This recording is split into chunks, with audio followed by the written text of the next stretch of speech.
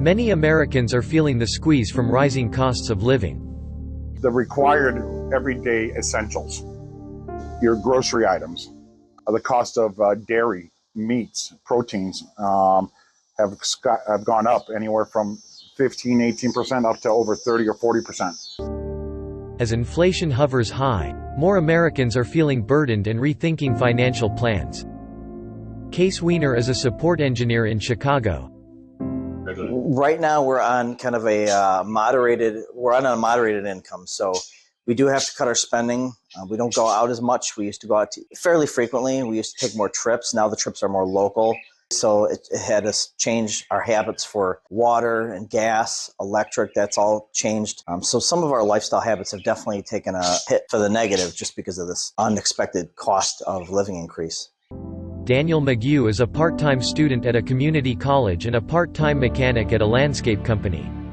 Yes, it did make my lifestyle change in ways of I tended to use cars for transportation less because originally I would use Uber and a taxi to get around, and I would have my own car at times. But because of the inflation, I would tend to use public transportation, ride my bike, or get a ride from a friend or family member more frequently.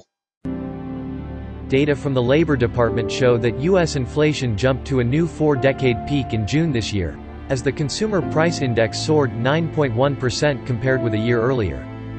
Though the index eased to 8.3% in August, it is still close to a multi-decade high. Obviously, inflation hurts. It causes pain. People get unemployed, prices go up.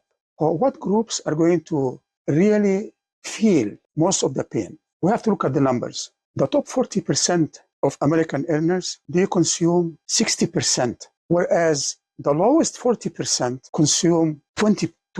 So the lowest 40%, most of their spending is spent on basics, non-expendables, like food, public transportation, rent. These are the people that are going to be hit severely by inflation. The pain will be felt throughout the society except for the upper 20%. So what we will see is a shrinking of the middle class. Torque attributes the root cause of inflation to a too rapidly growing money supply and the Federal Reserve's favorable policy for Wall Street. It's always easy to use the printing money machine to increase spending. That's easy. But we are paying a high price for these policies. A poll of economists by Reuters in late August put the chance of a U.S. recession within a year at 45%, and a Bloomberg survey conducted in July put the probability of a downturn at 47.5%. As a result, I think the chances of having a recession is not small. The question is how severe. We really have to think long term. For example, in the last 3 decades, we have witnessed a decline in educational standards. We have witnessed a decline in real investment. So they're going to be a difficult years. From now on, there is no more easy solution.